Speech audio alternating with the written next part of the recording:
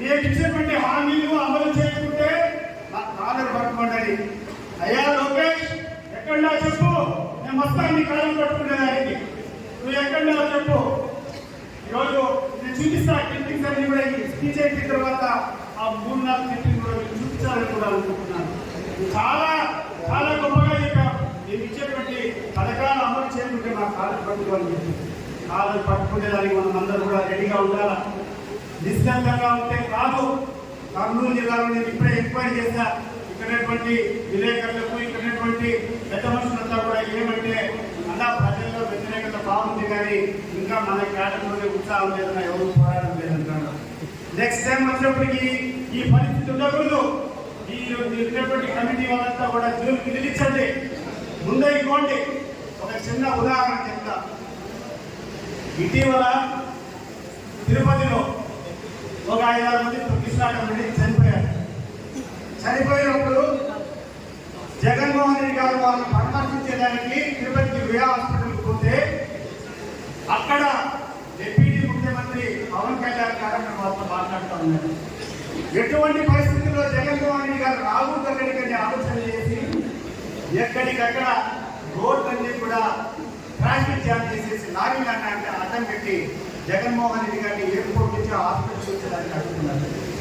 కానీ పట్టుదలకు మారిపోయినటువంటి మన జగన్మోహన్ రెడ్డి ఆ కారు ఆపేసి నడుచుకుంటా పాదయాత్ర ఆ రోజు ఆ హాస్పిటల్ రావడం జరిగింది. అప్పటి వరకు ఉన్నటువంటి పవన్ కళ్యాణ్ కు అర్థం కాలే జగన్మోహన్ రెడ్డి వస్తా ఉంటే ఒక ప్రవచనం అనేది వస్తా వచ్చినారు.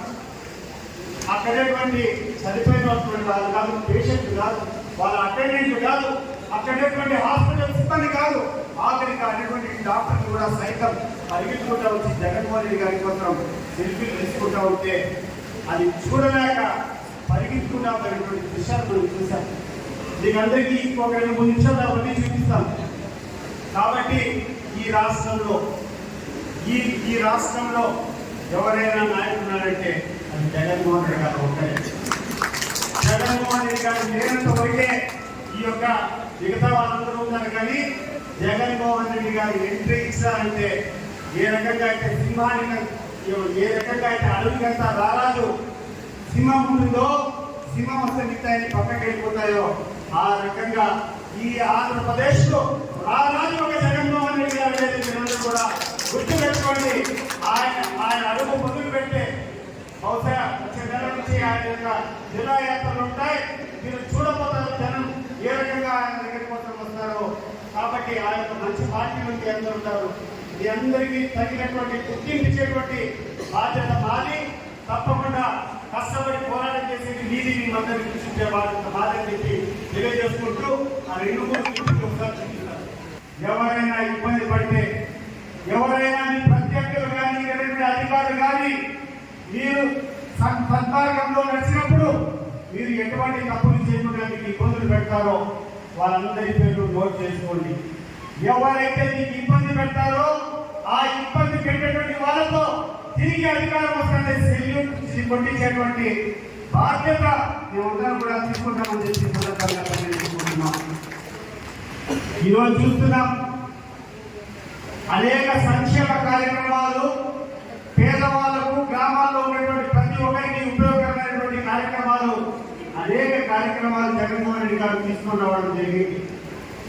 ఈ దేశ చరిత్రలో కాదు, ప్రపంచ చరిత్రలో ఎప్పుడూ లేని సంక్షేమ పథకాలు తీసుకొని వచ్చి ఎటువంటి అవినీతికి కూడా అవకాశం లేకుండా, మీరు ఎవరి దగ్గరికి పోవాల్సినటువంటి అవసరం లేకుండా డిబిటి డైరెక్ట్ బెనిఫిషరీ ట్రాన్స్ఫర్ దాదాపు 2,80,000 కోట్లు నేరుగా ప్రజలకు చేర్పించినటువంటి ఘనత ఒక జగన్మోహన్ రెడ్డి గారికి తప్ప ఎవరికైనా దక్కుతుందని ఆలోచన చేయండి.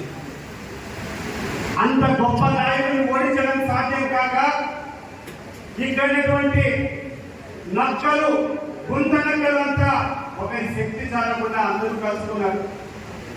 జగన్మోహన్ రెడ్డి గారికి వ్యతిరేకంగా ఒక కూటమి కట్టారు.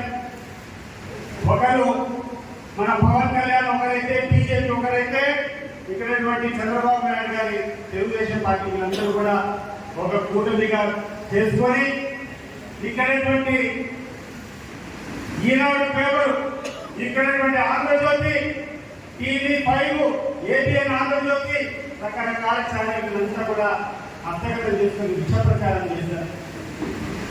జగన్మోహన్ రెడ్డి గారి మీద అనేక ఆరోపణలు చేశారు, అనేక నిందలు మోపారు. ప్రజలను నమ్మించగలిగినారు అపవాదు చేసినటువంటి అబద్ధాలతో. కానీ ఈ రోజు నేను అడుగుతున్నా, చంద్రబాబు నాయుడు గారు, మీరు చెప్పినటువంటి అబద్ధాలు కాకుండా అనేక హామీలు జగన్మోహన్ రెడ్డి గారు ఇచ్చిన దానికంటే ఎక్కువ సంక్షేమం ఇస్తామని చెప్పి మీరు చెప్పారు. ఈరోజు ఏం జరుగుతుందో ఒకసారి ప్రజలందరూ కూడా ఆలోచన చేయాలి. ముఖ్యంగా నాయకులంతా ప్రజలు ఏదైతే కోల్పోయినారో తెలియజేయాలి వాళ్ళకు. అనేక క్లిప్పింగ్లు మీకు వస్తూ ఉంటాయి సోషల్ మీడియాలో. ఒక సందర్భంగా చంద్రబాబు నాయుడు నుండి ఈ గ్రామంలో ఉన్నటువంటి వాలంటీర్లందరికీ కూడా 5,000 రూపాయలు మీకు ఎంత సరిపోతుందయ్యా, 5,000 కాదు 10,000 ఇస్తాను చెప్పినాను. ఏమన్నా ఇప్పుడు ఎంత ఇస్తాను? ₹1 డబ్బన్నా ఈరోజు ఈ వాలంటీర్లకు డబ్బులు ఇస్తున్నాడా ఈ యొక్క చంద్రబాబు నాయుడు? లేదు. ఆ రోజే చాలా మంది జ్ఞానం ఉన్నటువంటి వ్యక్తులు, ఆర్థిక పరిస్థితి తెలిసినటువంటి వ్యక్తులు చంద్రబాబు నాయుడు గారిని, లేకుండా లోకేష్ గారిని పోయి అడిగారు, అయ్యా మీరు ఇప్పుడున్నటువంటి పథకాలే అని కష్టపడిస్తామో అదే ఇబ్బందిగా ఉంటే దానికి 200, 300 పెంచి, అంటే పోయిన సంవత్సరంలో మన జగన్మోహన్ రెడ్డి గారి హయాంలో దాదాపు 78,000-80,000 కోట్లు ప్రతి సంవత్సరం ప్రజలకు చేస్తా ఉంటే 1,80,000 కోట్ల హామీలు అందించాడు. సంవత్సరానికి 1,80,000 అవుతుంది. ఎక్కడి నుంచి తెచ్చిస్తావయ్యా అంటే వాళ్ళకి అనుభవం లేదు. నాకు అనుభవం ఉంది ముఖ్యమంత్రిగా, 14 ఏళ్ళు ముఖ్యమంత్రి, 14 ఏళ్ళు ఇండస్ట్రీ, నేను ఖచ్చితంగా సంపద సృష్టిస్తానని చెప్పాడు. వచ్చినాడు ముఖ్యమంత్రిగా, వచ్చినప్పటి నుంచి ఈ సంపద సృష్టించే కార్యక్రమం మొదలు పెట్టాడు. మీ అందరి విద్యుత్ బిల్లులు పెంచాడు లేదా రాష్ట్రానికి ఆలోచించండి. విపరీతంగా కరెంట్ బిల్లు పెంచినాడు. ప్రతి ఒక్క ఇంట్లో కూడా ఈరోజు బాధపడుతూ ఉంటారు, ఏ విధంగా కరెంట్ బిల్లు పెంచినారని చెప్పి. ఈ రోజు నుంచి రిజిస్ట్రేషన్ వాల్యూలు 20% నుంచి 30% మీ యొక్క భూములు రిజిస్ట్రేషన్ కావాలంటే రిజిస్ట్రేషన్ వాల్యూలు పెంచారు. ప్రతి ఒక్కటి పెంచుకుంటూనే పోతున్నాడు. కానీ ప్రజలకు ఇచ్చింది ఏంటి నేను అడుగుతున్నాను. మీరు చెప్పండి, ఏమైనా ఇచ్చారా ప్రజలకు? ఈ రోజు వరకు అమ్మఒడి లేదు. ఈ రోజు వరకు ఆడవాళ్ళు ఇచ్చేటువంటి 15,000 రూపాయలు లేదు. నువ్వేమో ఆ రోజు చెప్పినావు అమ్మఒడి ఒకటి కాదు, ఇద్దరు కాదు, 5 మంది పిల్లలు ఉంటే 75,000 కూడా ఇస్తాను. 75,000 పక్కన పెట్టాయా చంద్రబాబు? ఆ ఇచ్చినటువంటి 15,000 ఇచ్చినావా ఈరోజు? ఒకసారి మీరు చెప్పండి, ఏం చేస్తున్నారు?